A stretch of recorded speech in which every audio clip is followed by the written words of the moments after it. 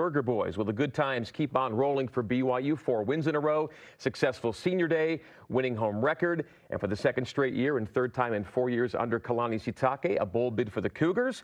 As we bring in BYU offensive coordinator Jeff Grimes, today we hear, as the good times keep on rolling, a contract extension for the head man. Kalani's extended through 2023. Great news. Yeah, that is great news. Great news for him. Great news for us. For the program, I think he's obviously, I believe he's the right man for the position. I wouldn't be here if I didn't feel like that was the case. And I think he has shown over the past few years that this program is moving in the right direction. And although it hasn't always been perfect, it never is in college football. But I think the steps that we're making are upward, and I think there are a lot of signs that point to the positives. You know, the phrase BYU guy gets mentioned and for a lot of good reasons relative to Kalani. He truly is what BYU's all about, right? Without question. He obviously represents the school, represents the church, represents the program in the way that it ought to be done. And there's no one that loves this school and this program more than him. And so just really happy for him and what this means for him and his family. Maybe a little more about what you just said off the start there, about you wouldn't maybe be here if it weren't. What about him brought you or helped get you back to BYU? Well, I think one thing is just his passion for the program and his belief that we could right the ship, so to speak. This was coming off of a season that was historically bad for the program and for the offense. And I just felt like the things that he said helped me see the vision for where the program could go. And obviously, I've been here when the program had been successful. Played in this conference when I was at UTEP, and we played against BYU when BYU was very successful, so I knew the program could be that. But him selling me on that, given the era of independence that we're in right now, was a big part of me coming here. And then just I felt like that it would be a good fit between he and I, and a good fit for my family, and so it was a big part. He was a big part of me coming back. It's a reward for a lot of hard work, and even within this season, right, to get from where you were at 2-4 to get to bowl eligibility and back to the postseason too. Yeah, definitely, and gratifying. You know, sometimes you don't appreciate the wins as much when they come a little bit easier. I mean, I've been on undefeated teams. I've been on teams where we just kind of showed up on Saturdays and won games. I think when you face a moment like we did mid-season and then are able to stand up to the challenge and rise up and go show what you're made of, it's even more meaningful. And how much was Kalani maybe responsible for that turnaround from maybe a personal standpoint? Well, I think he's responsible for everything. He's the head coach, and so we all follow his lead, and certainly the players do as well. And the fact that he's earned the respect and the trust of the staff enough that we were willing to do the things that he felt like needed to take place in order for us to take that next step, I think speaks to his leadership. All right, Cougs now 6-4 after that 42-10 home win over FCS visitor Idaho State on Saturday. Before we get into some particulars, your overall assessment of the game on Saturday. We won the game, had a lot of yards, but made a lot of mistakes. The penalties in particular really bother me. That's something that we actually addressed, I thought, last week fairly well within the team. Give credit to Idaho State. They made it very challenging on us. Some of the tactics they employed and used drew us off sides several times. The false starts bothered me the most, but we had too many holding penalties as well. And so that is something that we can control, and we will get it fixed. First up, Zach was back. First start after 7 weeks of recovery following that hand injury. He was the starter before he got hurt, and he was the starter when he got healthy. Yeah, and a lot of obviously that had to do with Zach, and not just what he did that week in practice, but the volume of work that he put together really for a year. And then on top of that, as we mentioned, the other two guys have been banged up. You know, Jaron wasn't eligible to play. Baylor's foot still banged up, and so he was without question the best guy for the job, and a little bit rusty at times. I felt like there were a couple of plays he'd like to have back, but the same could be said about us as a whole. So as you note, Baylor Romney was not in the picture for Saturday, rested with Joe Critchlow replacing Zach Wilson late. When did you know you wanted to give or needed to give Baylor the day off? We were hoping that from the beginning of the week. Once we saw Zach throw Monday and Tuesday, we felt like we were probably going to go in that direction. A-Rod felt confident in his ability to throw. And so with that being said, we wanted to try to rest Baylor as much as possible. Okay, so how do you then describe maybe Baylor's playing status and Jaron Hall even coming into this week? Hopeful. Hopeful that both of them will be back. And I'm certain Baylor will probably be back in some capacity. And Jaron is still improving, so we're hopeful he'll be better. But great numbers from both in what they were able to do without Zach Wilson. We've kind of hit on this point a few times in this program, but the depth in the quarterback room is really even underscored when Joe comes in. He has a 5-for-5 day and a bunch of big third down throws, too, to keep chains moving on Saturday. Yeah, I was really proud of Joe. He's a great kid, a great member of our program, a great part of what we do, and is very active and involved in everything from signaling to our meetings to the whole deal. And so he stepped in and was ready for his moment. Okay, back to the game Saturday for a bit. First 3 series with Zach back under center, 3 punts, and on all 3 drives, you get off schedule with those penalties, right? Yeah, easily explainable. We were in position where we were going to have some very manageable, if not easy, third downs, and the penalties just set us back. But then there were some other things too, a couple of miscues that we could have avoided. But it's always good when you can make those corrections after a win. You can be a little bit harder on the players and raise the expectation level even a little bit more. So we'll be better for it. Learning in a win beats the alternative. So Austin Lee puts you on the board with a pick 6 in the first quarter. The only score of the first quarter was Austin Lee's. Your 4th drive saw a couple more penalties, but you recovered to score your first TD. Micah Simon adds a rushing touchdown to his touchdown pass this year, and of course multiple receiving scores. Yeah, again, another great game for Micah, fitting for it to be on senior day, but wow, this guy, what a versatile player. The ability to run and catch, and then as you mentioned as well, throw. There's not a guy I could be more happy for than Micah and what he's been able to do for our offense this year. And Jerem reminded me today that this is the 2nd year in a row you've had a guy with both with a rushing, receiving, and throwing touchdown. Aletta did it last year. Last year, yep, yeah. That's right. Okay. Yeah, versatile guys. Yeah. So BYU's 3rd TD drive, penalty-free, clinical, and features the 1-2 punch of Simon and Sione, we'll say. Of the 75 yards on that drive, Micah Simon had 39, and Sione Finau had 33. That's 72 of the 75. Sione puts you up 21-3. He had a really nice run from 16 yards out.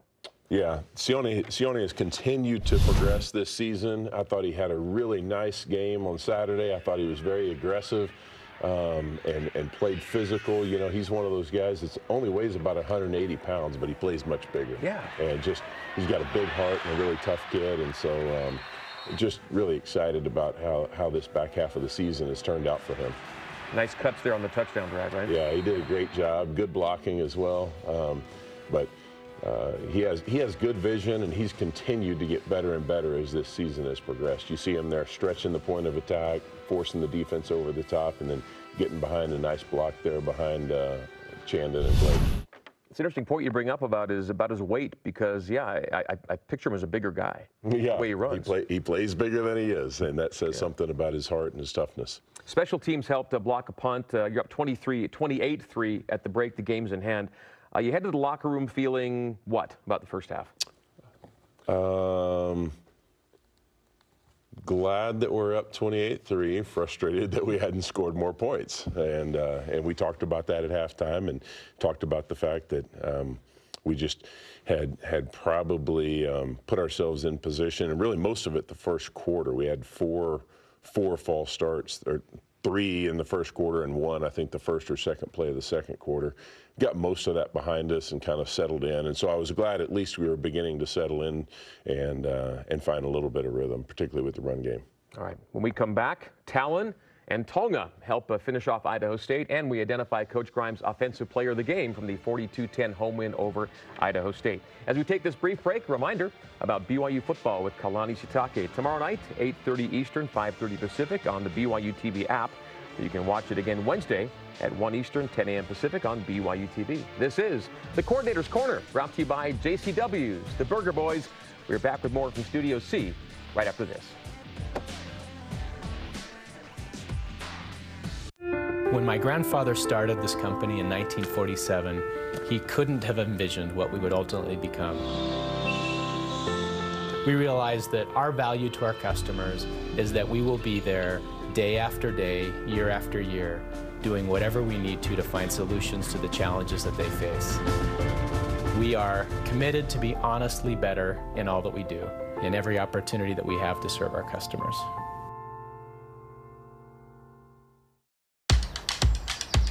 This is where we dominate. Our playground, place of business. This is our promised land, where we seek to find ourselves. And we're here to make sure the spaces our best prove themselves on appear how they should.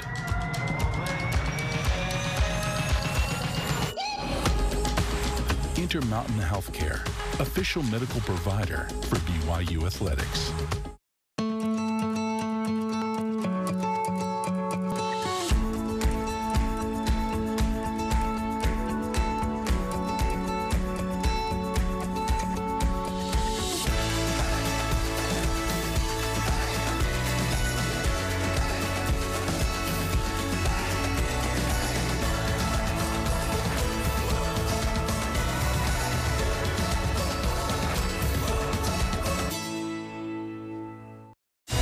It doesn't take something huge to make a difference. How many people in your house?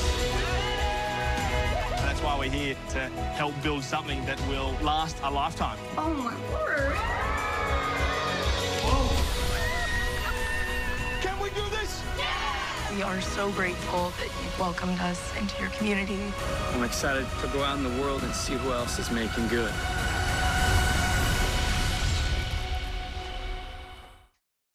Back and wide receiver right. The handoff Finau. Sione Finau, 15-10-5, and he's going in! Slaloming his way downfield into the end zone. Sione Finau. The Cougars go up 20-3 with a PAT pending. We are back on the Coordinator's Corner with BYU Offensive Coordinator Jeff Grimes. BYU now 6-4, headed to the Hawaii Bowl, the SoFi Hawaii Bowl, after Saturday's 42-10 handling of Idaho State. It was a game BYU led to 28-3 at halftime. Once the Cougars scored twice in the third quarter, it was essentially all over, and the scores come on a Talon Shumway layout at the goal line and a Kairos Tonga rumble in from just outside the goal line. First, what a great day for Talon. He has 2 touchdowns on the day and kind of paid off all the things you said about him on this show here last week. Yeah, again, just similar to what I said about Micah. Just an unbelievable kid, gives so much to the program. There's no one that works harder than he does every day in practice. He's the first guy out on the field, and that play we just saw by Sione scoring, you saw him making a great block downfield. But for a guy to give what he's given to this program the last few years, to have that kind of finish for his senior day, really, really happy for him. And back in the day, a noted high school hoopster, and he showed some hops on the first play from the goal line, getting up and getting it. Yeah, A-Rod and I were talking about it this morning. We just got to keep throwing more balls up to him. Meantime, the Kairos Tonga touchdown was special. So special that it earned a celebration penalty on this one. Yeah, it did. As I've said before, I can't take credit for it. The scrum formation, yeah. Coach Lamb and Kalani did a great job just having this thing ready to go, and kind of a cool moment for Kairos. But you saw the entire team celebrate with him, maybe a little more than we should have there. Too many members of the entire team. Yeah. But that tells you a little bit about the kind of kid that he is. To have the team want to celebrate with him like that, I think says something about him. That was a neat moment. So the score after 3 quarters in this game was the final score, 42-10 in BYU's favor. The only question was when you would go to the backup quarterback, and that answer comes in the 4th quarter. Zach Wilson throws a pick on his last touch, I think, and then you bring in Joe, and it was Joe the rest of the way. So relative to workload and how much he played as opposed to what you wanted him to play, how did it all play out that way for Zach? I think it went about the way that we hoped it would. We hoped that we would give him an opportunity to kind of get back in rhythm and get back in synthesis with the receivers, and I think we made a step in that direction, and then we were able to keep Baylor off the field and rest his foot, as we talked about earlier. So I think it was what we hoped for. So that's how he finishes stat-wise, 19 of 31, $187, 2 touchdowns and a pick. For his first game back, considering 7 weeks away, probably some rust involved. How would you say he did, all those things considered? Yeah, I would say all those things considered, not bad. And he's a competitive kid, and so nobody expects more of themselves than Zach does. And so, like I said, I'm sure he wishes he had a couple of plays back, but he made a lot of nice throws and some really good decisions at times too on things like options and RPOs, some things that go unnoticed. He did a nice job with. And Joe keeping himself ready all season. What more can you add about that? Yeah, like I said, Joe's a great kid and has plenty of ability himself. He's very involved on the sidelines. He's one of our top signalers, and so he's always involved in the game. He's always involved in the game plan, has good suggestions, really an excellent student of the game and a good mind. And as you see right there, obviously a good arm too. So. Again, we're blessed to have some good quarterbacks, and Joe's one of those. He's got FBS wins under his belt at this level, too, as well.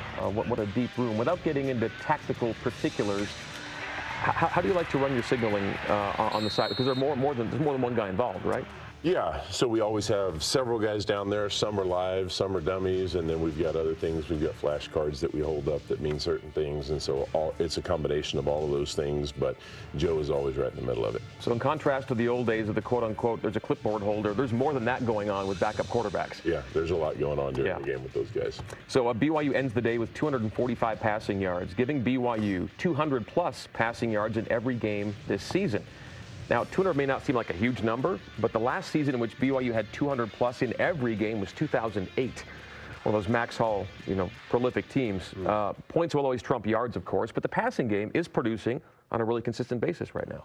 Yeah, and I think it's been really a credit to a number of different things. Certainly, A-Rod and Fessy and their development of the passing game and their coaching of their players, as well as Steve with the tight ends and AJ with the running backs. But I think it speaks volumes to our receivers. We've talked about the quarterbacks a lot, and obviously with the play of four different guys there. That's impressive, but again, I got to go back to our receivers. The number of balls that they've dropped, almost none, and their consistency.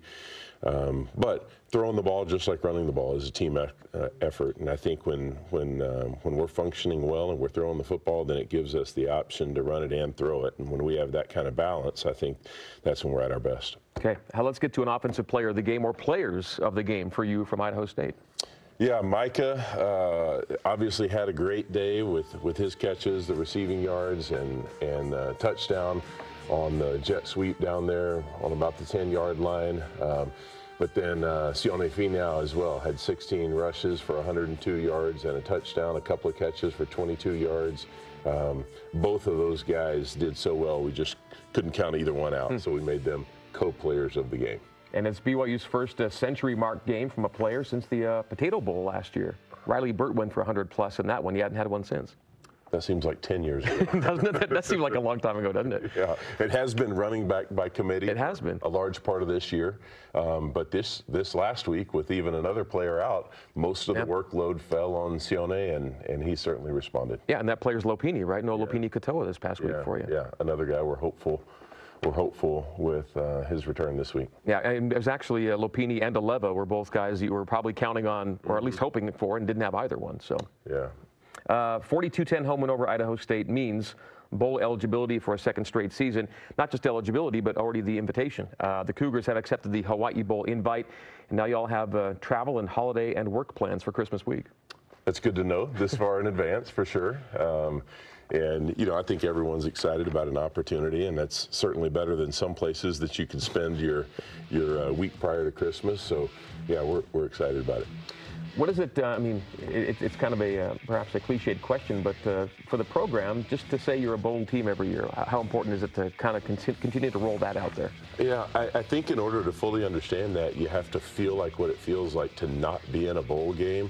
And that's a terrible feeling, to be sitting at home when everyone else is playing in a bowl game, watching from your couch, to not have those practices. We as coaches always talk about the practices for a bowl game being like another spring ball.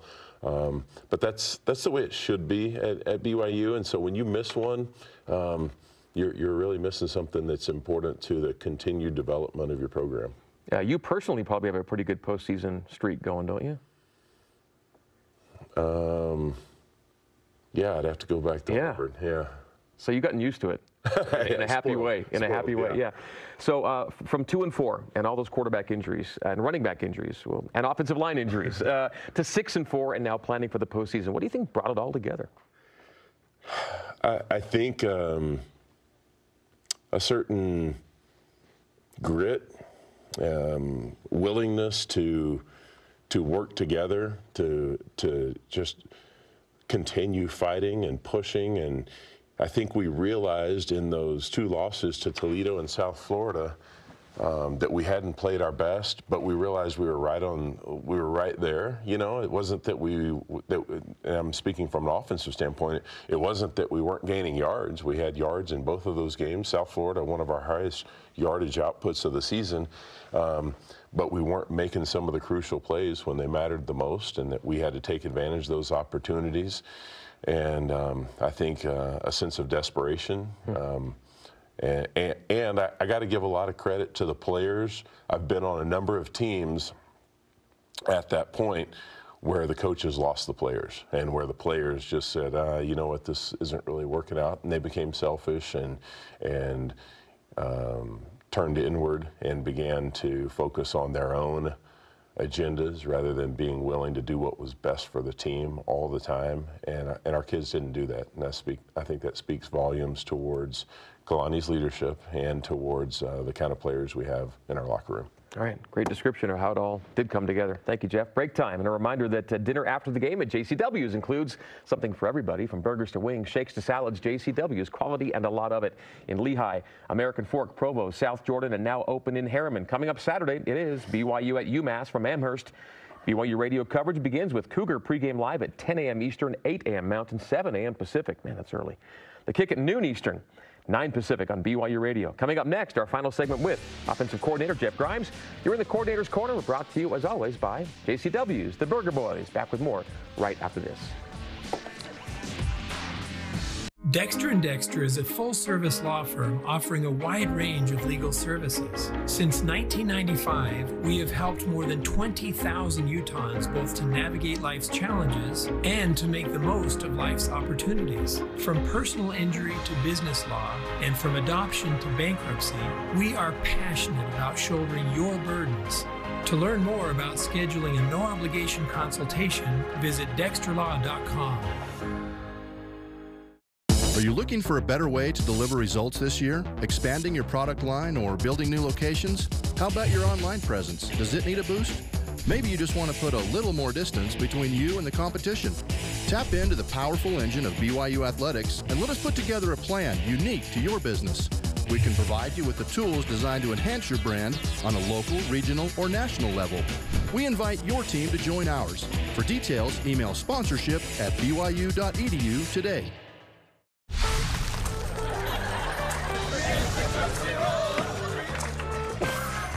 Is that the circus? So what do you say? You guys ready to have some fun? Yeah! Seriously? Let's do this. We tried something new. That's incredible. Oh, yes! Wow!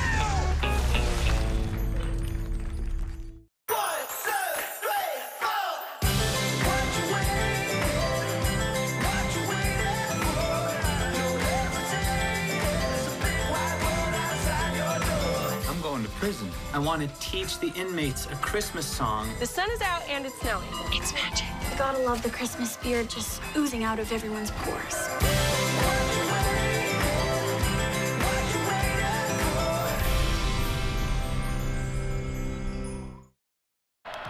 Struck claps the hands, pulls it away from Rango, throws on the in, tipped up, picked off by Austin Lee. 20, 15, 10, 5, touchdown Austin Lee, the senior on Senior Day scores. You're in the Coordinator's Corner, brought to you by JCW's, the Burger Boys. BYU has finished its home season at 4-2, giving the Cougs their first winning home record since Kalani Sitake's first season in 2016. BYU one more win away from locking down a third winning season overall in 4 years. And the next chance for that win comes Saturday at UMass. Visiting with BYU OC Jeff Grimes. And, well, UMass has trouble stopping folks. Coach Grimes, they allow 50-plus points per game this year. Yeah, you know, I wanted to mention something that you brought up right there, us having a winning record at home. Yeah. One of our goals that Kalani mentioned at the beginning of the season was to protect Wrubell's house, and that's something that we didn't do very well last year. And so we won some big games here at home this year, and I think we maybe changed the narrative a little bit about what it means for us to play at home right now. And I think we've got, I hope anyway, we've got the fans behind us a little bit more at home, and our players seem to gain more confidence playing at home than we had last year. And so I think that's a real positive. And a brief follow-up on that, BYU's now been 4-2 or better, a winning record or better in 12 of the last 14 seasons here in Provo. Yeah, and that's the way it should be, right? Home field should be a home field advantage, and for whatever reason, it wasn't that way for us last year. So good to get back to our winning ways here in front of our own fans.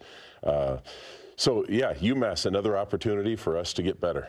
And certainly they haven't had the best of seasons, but look, every college football team has good players on that team, or they wouldn't be there on scholarship. And so it'll be a challenge for us to focus on ourselves, and that's what we've really tried to do here the past month, is really just focus on ourselves, getting better at our game every week. It's a team you played last year back in Foxborough, Gillette Stadium.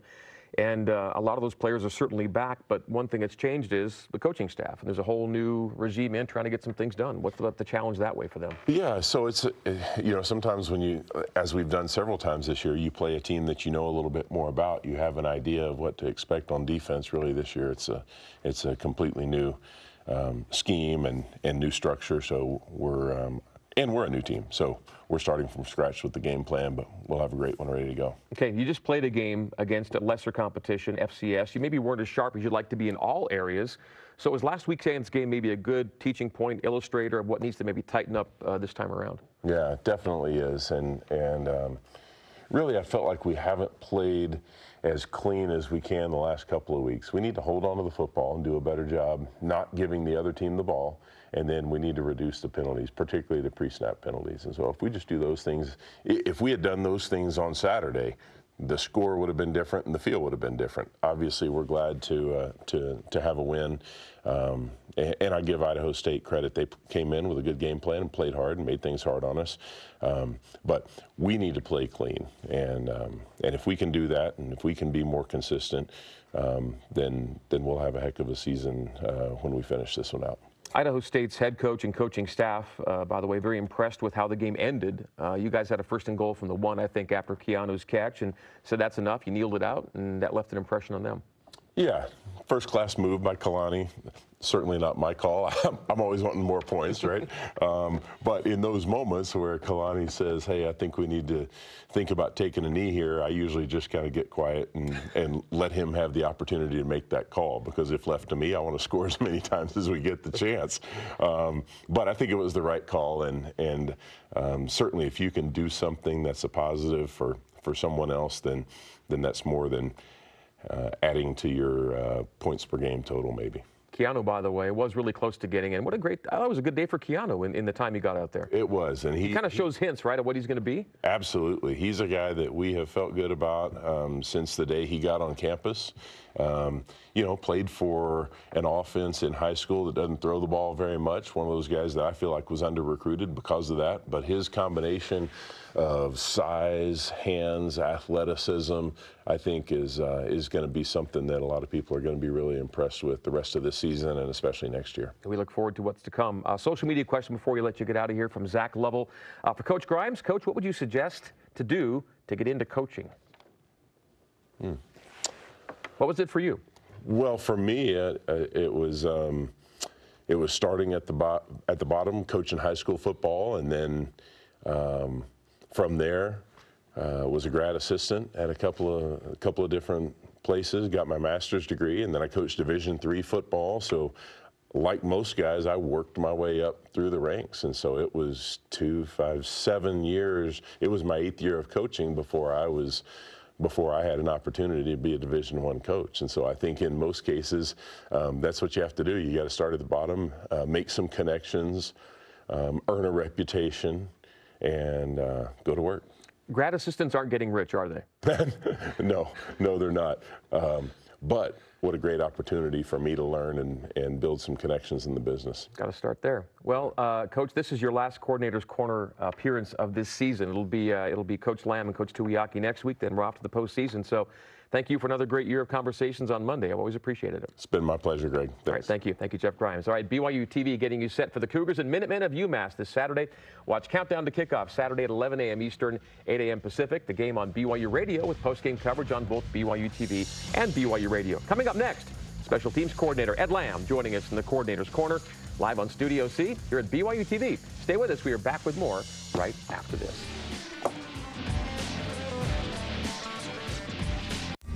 BYU Food to Go's convenient location at 2191 North Canyon Road in Provo makes bringing popular BYU foods to your next event easy. Everything's ready when you need it at the drive and load pickup.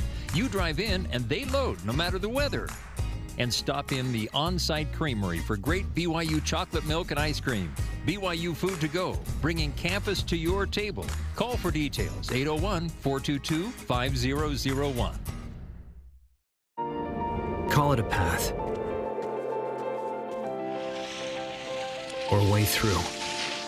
It can be arrow straight, or have twists and turns. It's life's financial journey, and Mountain America Credit Union is here to guide you every step of the way. With timely advice and affordable products, this is your journey.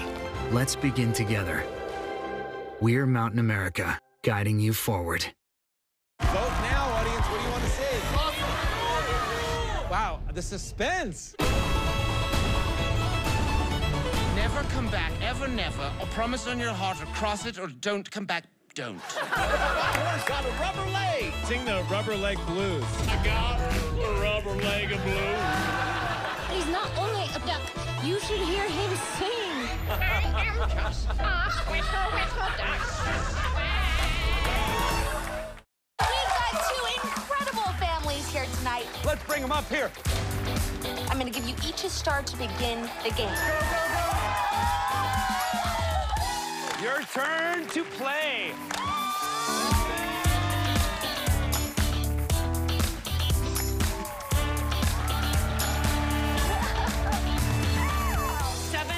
Remain.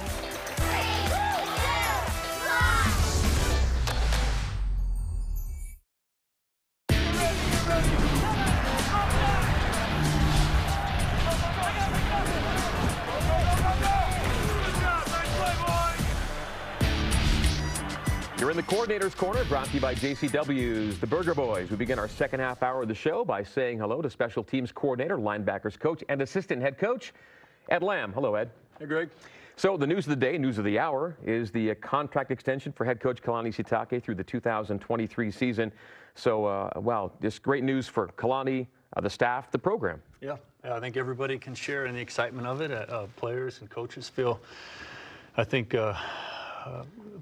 feel pride, if we're allowed to, about setting the table for that. And I think administrators as well. I think Tom Homo knew exactly what he was hiring and what he was looking for when he hired Kalani, and knew there would be a learning curve, and there have been, I think, enough setbacks and breakthroughs and successes that you know, I've seen on a personal level, seen Kalani just grow so much, and I think that you know, well deserved, well earned, and good for BYU football moving forward.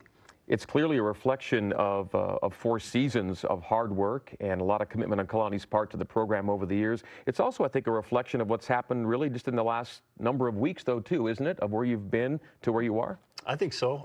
This season in particular, and I think the more seasons he's at the helm, then the more he'll grow. But I think this season in particular, what I've seen Kalani do is take more and more leadership, and some of that comes, I think, from confidence and confidence in a role that he's been playing a long time. Others of it comes sometimes from setbacks and frustrations, but in my opinion, he's done his finest job here in the last several weeks. What makes Kalani the right guy for BYU, the way you see it? I think number one, he has a humility that I think is right for BYU. As I said, I've spoken with Tom and have known Kalani forever. I think Tom knew exactly the type of guy he was looking for and zeroed in on Kalani early. for his personal qualities, and that's what Kalani possesses. And so he's, as I said, he's grown in the role. I think there may have been guys out there that were more experienced and maybe would have been right for the first few weeks of the job, but the time that Kalani has spent here, he's made use of every day, worked his tail off to get where he is now, and the players have responded well, and I think he's got a long runway out in front of him. And from that perspective, you know, smart hire, intelligent, Kalani Sitake, intelligent person who's still young at heart, very passionate, and those are tremendous qualities for any leader. Yeah, you mentioned two words there that can go together, humility and passion. He's got them both. He does, yeah, he's got them both, and I think sets the tempo for our whole team. And the more he's become comfortable in his role himself, I think the more we're seeing his true personality come out, and the players have responded really well to that, and the staff as well. We're all behind him. Wrubell is legendary, and this is not meant to draw a direct comparison saying one is the other, but I want to bring this up. Kalani will be coaching his 50th game this Saturday at UMass. If BYU wins the game, that'll be 27 wins in 50 games. Wrubell had 28 in 50 games. The only point being, the legend, you know, it took a while to get it kind of really rolling, and it was success, and then it kind of really picked up. Sometimes it takes a little while, and he's off to a pretty good start. Kalani, that is.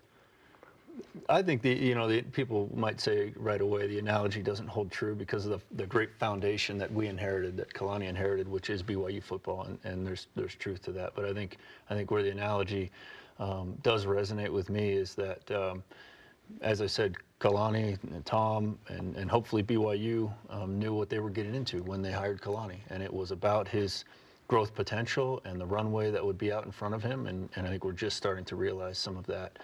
And I think, you know, the patience that's been shown by the fans who are still with us and still showing up for games and are still excited about where we can be in the future, you know, that's paying off for them just at the very beginning stages right now. Well, Kalani did say once upon a time, just somewhat tongue-in-cheek, he'd like to be the Polynesian Wrubell, so maybe we're off and running on that. Who knows? Well, it was the annual FCS game at LaVell Edwards Stadium this past week. Idaho State in town. BYU 42-10 winner. Third highest margin of victory in the Sitake era. What did you take out of the performance overall? I think, you know, any win is a good win, and there are victories and losses where we feel like we could have played better, and certainly this was like many of those games where we've got a lot of work to do. I think there were areas where Idaho State's performance and challenge against us will make us better moving forward. We've got a long list of things to accomplish at today's practice, and Monday is usually the day where we put the previous game to rest. So it's what we call corrections, and there are a myriad of corrections to be made and changes in course. And you know, credit Idaho State too. These are, if you go and research any of their players, these are scholarship players too, who are the very best players at their high schools and very capable. And I thought they showed up and played one of their best games of the season. So I credit them and their coaching staff. Now, you and many of the BYU coaches have all spent time at the FCS level. So from both perspectives, now as an FBS and formerly FCS, how do players and coaches generally approach these games? You know, I think you get from the FBS side, the true maturity of a team comes out. And we do have some fantastic seniors, but we also have a very young team. And I told our players earlier in the week, you know, we get it. We understand that when you sign with us, when you make your commitment to BYU, oftentimes what comes up is the schedule. And even certain teams on the upcoming schedules, players and their parents will point to when they choose BYU. And a lot of times that's not the FCS teams that we're playing. I mean, we can be real about that. But you know, at the same time, I think that the competitive nature of the team needs to come out through the game, and we're generally going to get the FCS opponent's very best effort. That's going to be one of their biggest games of the year. So to respond to that, to come out with a victory and still be humble enough to figure out where we can get better, I think that just makes us a better team going forward. BYU's defense had a new starting corner in this game. Chris Wilcox was back, and he'll play in the 4-game eligibility window now to end the season. Same deal for Troy Warner, who saw his first action of the season on Saturday as well. Yeah, fantastic to have those guys back, and they've been working toward that. Well, they've been working toward that for months and months, but they've actually been practicing in a full-speed manner for about 2 weeks now, each of them, and so They probably could have played the week before, but it was just about making sure what's best for them, not necessarily what's best for the team. But clearly, having those guys back on the field is great for BYU football, great for BYU defense, and great for our depth in the defensive backfield. It had been a while since BYU had a pick 6 on defense. Last happened against Utah State back in 2017. Micah Hanneman, I think, is who it was then. Happened in the first quarter on Saturday, and on Senior Day, it was the senior Austin Lee taking it in. That's right. Yeah, a couple of seniors combining on the play. Chris Wilcox had the tip and that RPO skinny post is something that Chris's freshman year he struggled with and gave up a few big plays. So great to see him back and doing his thing, and then Austin's just right there on the spot. What an athletic play. He makes the catch and steps over Chris, and then follows his blockers out front all the way into the end zone. Austin's had an amazing career here. We're going to miss not just his play, but his daily leadership, what he brings to BYU football. Defensive coordinator Elisa Tuiaki naming Austin Lee as his defensive player of the game. He ends up as your leading tackler, had a TFL, the pick, of course, and he got picked last week at a play in the Shrine Bowl in January as well. Oh, fantastic. I did not know that. Yeah. That's news to me, and well earned on his part. They'll be really happy to have him on the team. So there's a look at Austin Lee's defensive numbers on the day, and again, the first pick 6 for him and the first for BYU in a couple of years. Idaho State came in without their leading rusher, Ty Flanagan. He had around 900 yards rushing on the year, but his replacement, kid named Malachi Rango, good runner. He had 142 on the day, including the longest run allowed by BYU this season, 54-yard touchdown. Now, granted, that comes later in the game. You're playing a lot of different guys at that point, but it was a good run. It was an excellent run, and those guys that we're playing are good players that we believe in. They're not at the top of the depth chart right now, and some of those guys came in there and learned some things, but credit Malachi and Idaho State for teaching them some things too, so a lot to be learned. 28-3 BYU lead at halftime, so you're going to win the game. What were the defensive coaches and players kind of using for juice maybe in the second half at that point?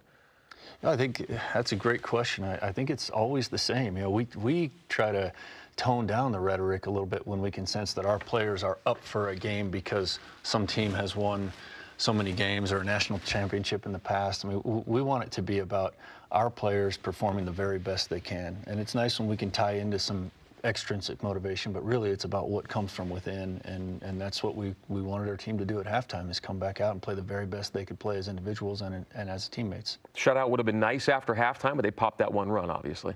They did, yeah. We chased the shutout, and that's important to the players. But you know, at the same time, it's really critical for us to show confidence in the guys that are down on the depth chart, don't get a lot of opportunities to play, and those players in coming years will be key, critical components for us as we try to continue winning and going to bowl games in the next few years. Okay, break time coming up. The Cougs finish out their home season on Senior Day with a lot of seniors getting a solid send-off. We'll look at some more players of the game as well from Saturday as the Coordinator's Corner continues here on BYU TV. When BYU made such a difference in our lives, I think really helped mold us as to who we are. And so when we had that opportunity and came back to Boise and found out there was an active chapter, we thought, okay, that's something that I can really get behind and get involved in. We want to promote the BYU experience all over the region. We want people who leave BYU to still stay connected.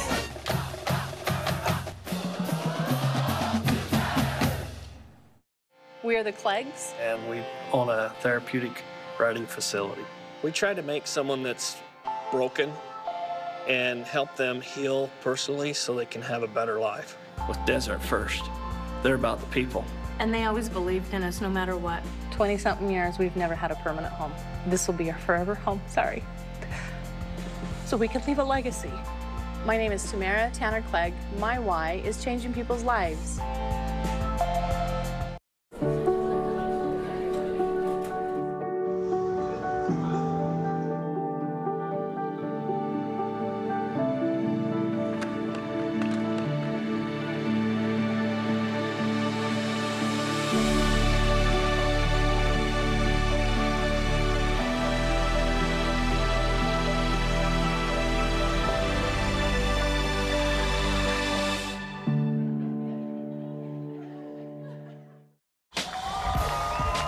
BYU football with Kalani Sitake. The coach recaps and answers your questions using the hashtag Sitake Show. Watch BYU football with Kalani Sitake on BYU TV.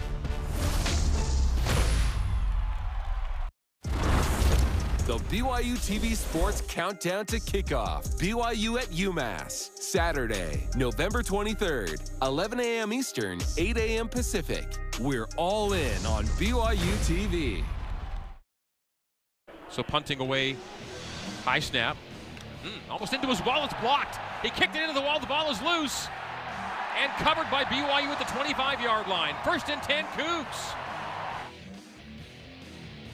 Back on the Coordinator's Corner, we visit with Special Teams Coordinator Ed Lamb. BYU 42-10 home winner over Idaho State in the Cougs' home finale this past Saturday. And the play bringing us back from break was BYU's first block punt in 3 years.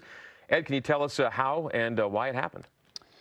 On that particular play, the punter overstrided just a little bit, and Kyle took advantage of it. But it was part of the scheme as well. A.J. Stewart, he provides the leadership. He's the main coach on our punt return, and he designs it up every week, coaches the guys up, and he wanted to make sure that we had enough pressure at the shield that if we had that opportunity, that we'd be able to blow it back into the punter if he overstrided. So we had a return set up on that particular one. It's nice to have at least one guy rushing, and that's what happened. And then Kyle, he earned our top rock of the week. He usually goes to a coverage player. That's where most of the collisions happen, but that was a great collision right there and a huge play in the game. We'll get to more on him in a bit, and the Kyle in this case is Kyle Griffiths, right?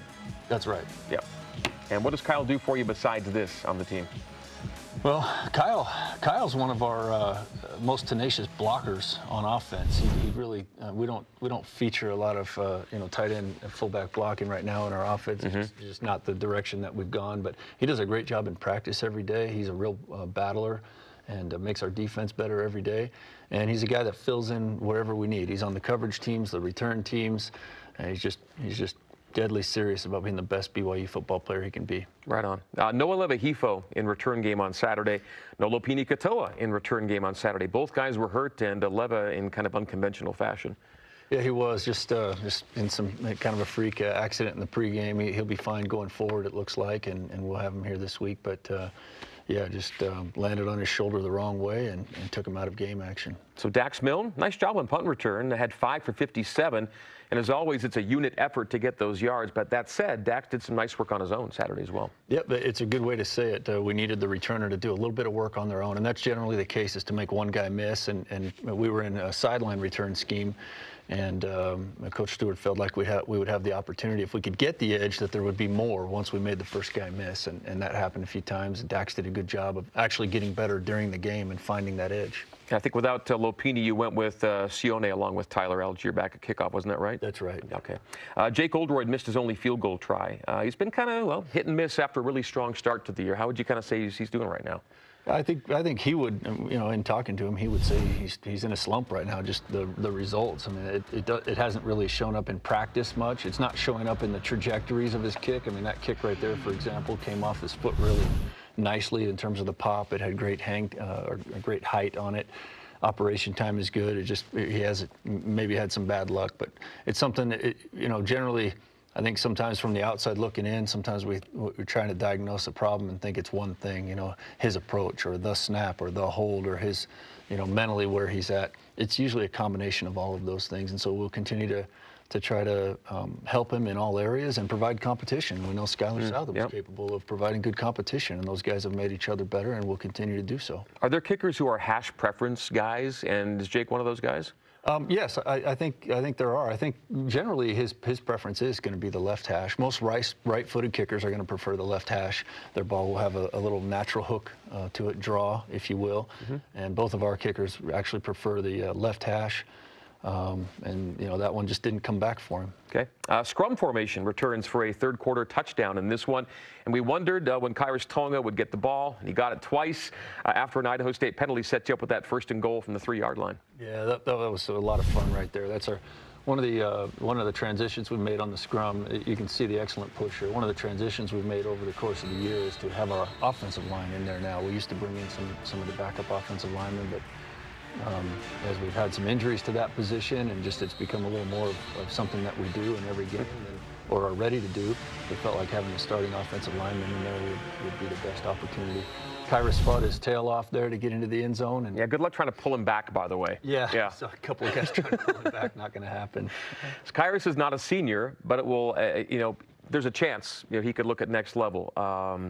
Either way, his teammates celebrated Kairos' TD animatedly. and maybe a little too animated because you got to celebrate. BYU got a celebration penalty on it. Yeah, too much celebration right there. With you see, there's a helmet off, and that's the problem. Is generally the officials give you the benefit of the doubt. They think you might be on the PAT team if you come running onto the field, but we had too many players run onto the field, and then one of them with the helmet off. He was the one who was actually tagged with the penalty, and not a smart situation. Put us kicking from our own 20-yard line, which is never a good situation. So one of those things I alluded to. We have to learn. Time will tell, but because of his age and how long he's been out, Kairos is somebody that people think could be someone who looks to the NFL draft this next year. If that were to happen, what would make Kairos someone that the NFL should really look seriously at?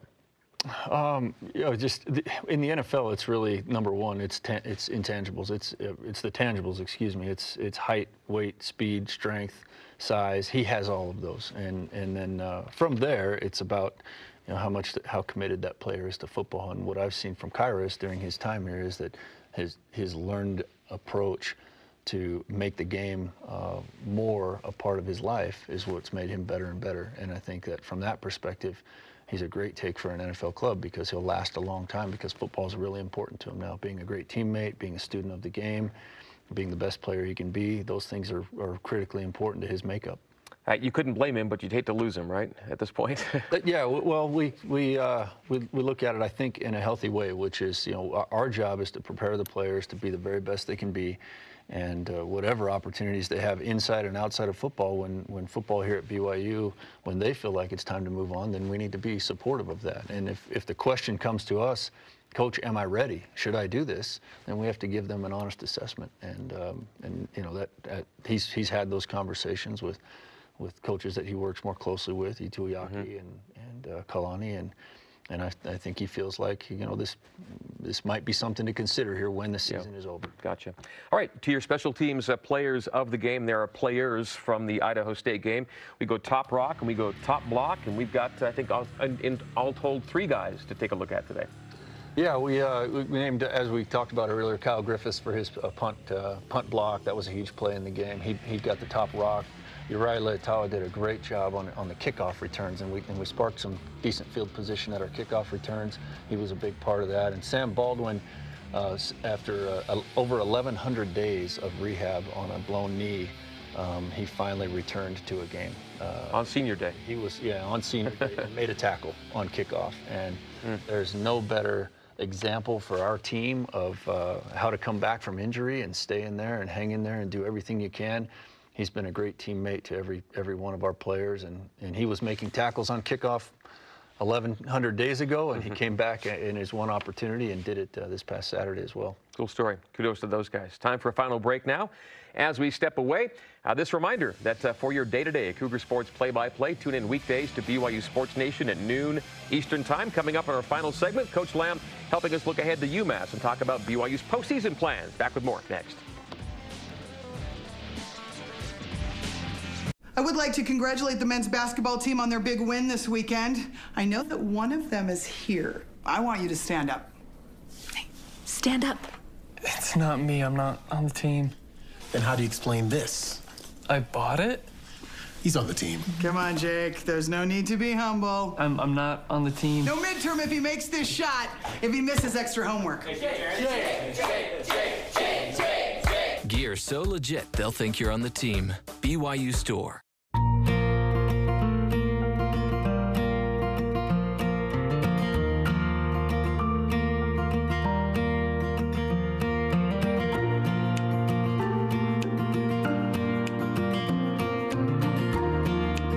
Wrapping up in a Minky Couture luxurious blanket. Getting cozy with family and friends. A gift for everyone. Minky Couture, official luxury blanket of BYU Athletics.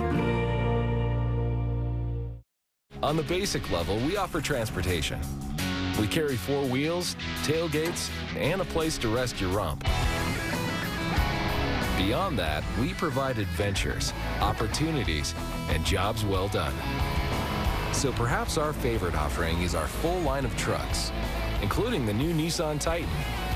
Right off I-15, Tim Daly Nissan Southtown and the popular full-size Nissan Titan. Think Nissan. Think Tim Daly. Our mother set this place up as a rescue center for horses. She could just look at a horse and know what was wrong and what to do.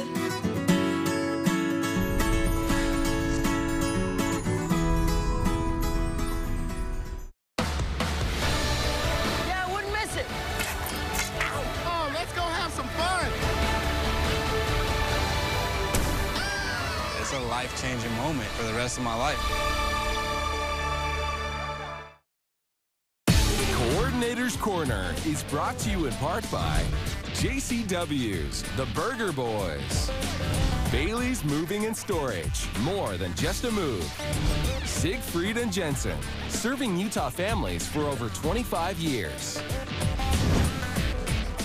In our final segment of the Coordinator's Corner, live from Studio C at BYU TV, BYU on the road for its final 2 games of the regular season, starting Saturday at Umass. Then looking ahead now with special teams coordinator Ed Lamb. Umass 1-10 on the season, 114th in scoring defense, or rather 130th in scoring defense, and a distant 130th, let's put it that way. Umass allowing an average of 52.4 points per game. It's been a rough year, to say the least. We've got a brand new head coach in his first year, and have had a lot of injuries this year that have hurt them. And it's hard to say it any other way. They're a program right now that's struggling. That's when a team can be dangerous. And as I said, it's more about us being the best we can be. Now, you faced a lot of these same players last year. Recollections of that game, really quickly, the one you played out there at Foxborough. Yeah, well, I think from the players' standpoint, they had to toughen up because it was cold. Yeah. The humidity in the winter is not something our players are familiar with. So 40 degrees and 50-60% humidity is a lot different than what we're used to dealing with here. But that was a game where I think our guys really stepped up, played well in all 3 phases of the game, shut down one of the best receivers in the country, or at least held him in check, and were able to come away with a pretty comfortable win. Okay, quick word now about going back there, knowing you're bowl eligible and bowl invited and bowl accepted. The Hawaii Bowl is happening for BYU.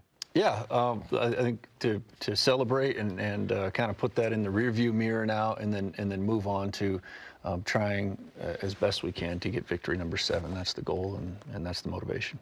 But certainly, if it comes to trajectory, BYU is in a good place, and this kind of is another indication of that, right?